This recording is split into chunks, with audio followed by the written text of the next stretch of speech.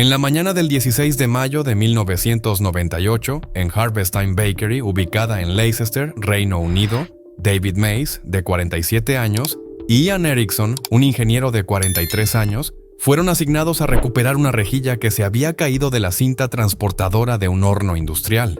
Estos hornos requerían mantenimiento regular para asegurar operaciones seguras y eficientes.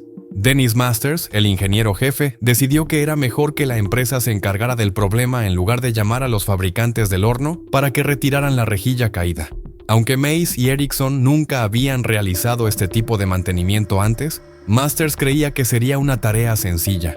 La panadería producía pan en grandes cantidades para sus clientes, siendo Leicester su principal fábrica en la región. Por lo tanto, el problema necesitaba ser solucionado rápidamente. La fábrica contaba con 3 hornos de grado industrial que operaban en un sistema de cinta transportadora y horneaban el pan a temperaturas que alcanzaban los 260 grados Celsius, 500 grados Fahrenheit. El horno se asemejaba a un largo tubo de metal con muchas partes móviles. Los trabajadores colocaban la masa de pan en moldes sobre una rejilla que se movía en una plataforma de cinta transportadora de 20 metros de largo y 3.3 metros de ancho.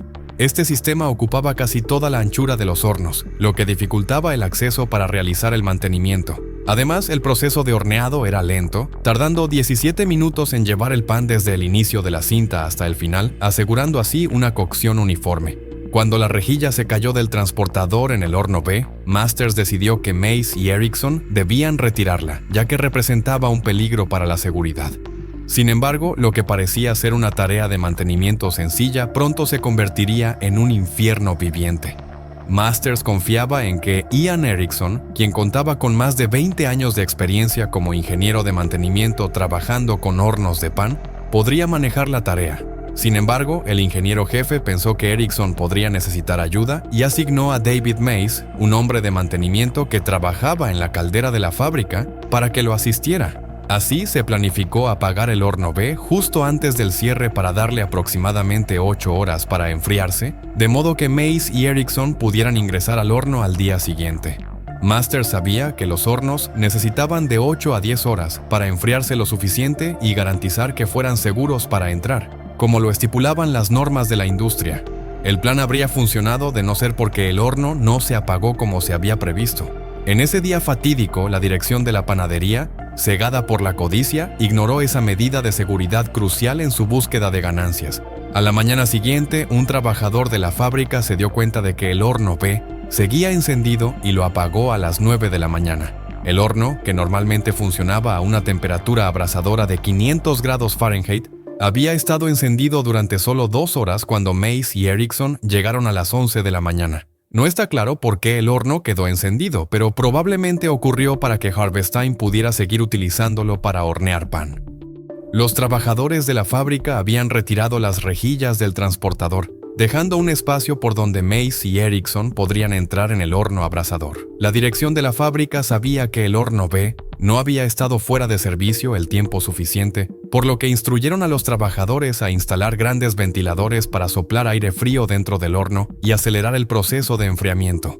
Para empeorar las cosas, Mays y Erickson tenían que trabajar sobre un transportador en movimiento, prestando especial atención a él y moviéndose constantemente para evitar quedar atrapados o aplastados. La tarea se había vuelto más que insegura, se había vuelto extremadamente peligrosa.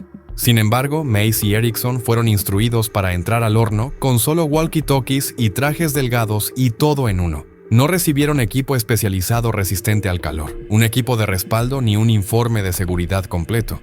Eran solo 2 hombres a punto de enfrentar temperaturas que ningún cuerpo humano estaba preparado para soportar. Preparados y listos, los hombres entraron al horno. Pero nadie se molestó en verificar el medidor de temperatura antes de que Mays y Erickson ingresaran. Aunque la parte frontal del horno podría haber estado fresca, el interior aún alcanzaba los 212 grados Fahrenheit. La temperatura de ebullición del agua. En cuestión de minutos ocurrió lo inimaginable. Ian Erickson gritó en el walkie-talkie que hacía demasiado calor y que necesitaban salir. Pero el horror apenas comenzaba. No había un sistema para invertir la dirección de la cinta transportadora. No había un botón de parada de emergencia. No había forma de salir. La desesperación y el pánico de Mace y Erickson crecieron a medida que se dieron cuenta de que estaban atrapados y no podían regresar por donde habían venido sin arriesgarse a ser aplastados. La situación que enfrentaban era un verdadero testimonio de la falta de consideración por la seguridad en un entorno laboral que debería haber priorizado la vida y el bienestar de sus empleados. Si has llegado hasta aquí, te animo a que le des me gusta y te suscribas al canal para seguir disfrutando de contenido fascinante como este.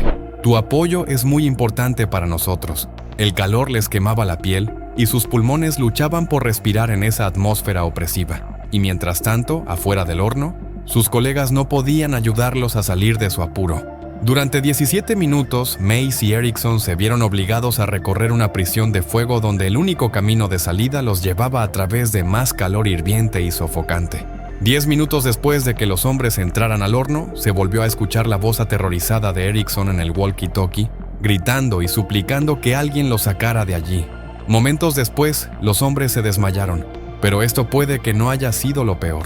Dado que la cinta transportadora solo se mueve en una dirección, obligó a los hombres a ir hasta el otro extremo del horno. Sin embargo, el espacio libre en la cinta de retorno era de solo 8 pulgadas, lo que significaba que Erickson y Mace no habrían podido salir de todas formas. Para cuando alguien se dio cuenta de la verdadera naturaleza de la situación de Erickson y Mace, ya era demasiado tarde.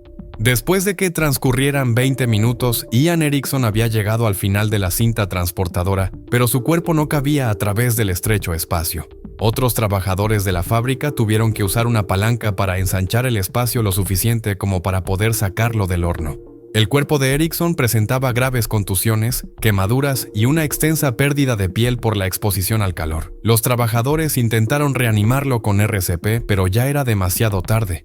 Por otro lado, Mace había quedado atrapado en los mecanismos del horno de pan. Tuvo que ser un equipo de bomberos el que recuperara su cuerpo, pero para entonces el pobre hombre tenía quemaduras en el 80% de su cuerpo. 2 vidas fueron truncadas innecesariamente en menos tiempo del que se tarda en hornear un lote de pan. 2 familias quedaron destrozadas ese día debido a una serie de fallas catastróficas en la seguridad laboral. La investigación posterior a esta tragedia reveló una letanía de fallas. No hubo una planificación detallada para la tarea de mantenimiento, no se realizó una evaluación de riesgos, no hubo referencias a las guías relevantes de la industria, y faltó la capacitación y supervisión adecuadas para los trabajadores. El director ejecutivo John Bridson, el director de producción Brian Jones y el ingeniero jefe Dennis Masters se declararon culpables de varios cargos de salud y seguridad. Sin embargo, ninguno de ellos recibió pena de prisión. El tribunal multó a John Bridson con 20,000 libras, mientras que Brian Jones y Dennis Masters fueron multados con 3,000 libras cada uno. Además, se impuso una multa total de 350,000 libras a Fresha Bakeries, la empresa responsable de la panadería Harvest Time. Esta tragedia fue un recordatorio devastador de la importancia de priorizar la seguridad de los trabajadores y de la responsabilidad que tienen las empresas de garantizar condiciones de trabajo seguras. La pérdida de 2 vidas, la falta de planificación, la ausencia de evaluación de riesgos y el desprecio por las guías de la industria justificaron plenamente las sanciones impuestas. Este caso sirvió como un llamado a la acción para que las empresas tomen en serio su deber de proteger a sus empleados, incluso si eso significa anteponer la seguridad a los intereses financieros. 2 vidas fueron truncadas, 2 familias quedaron devastadas ese día debido a una serie de fallas catastróficas en la seguridad laboral. La investigación posterior a esta tragedia reveló una serie de negligencias corporativas que resultaron en la muerte de Mace y Erickson.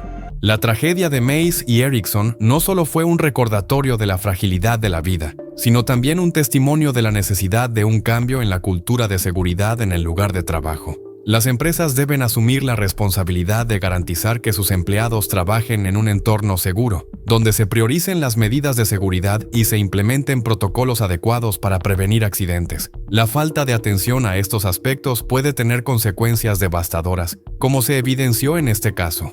Espero que hayas disfrutado de este increíble viaje. Suscríbete y no te pierdas nuestro próximo video. Hasta la próxima.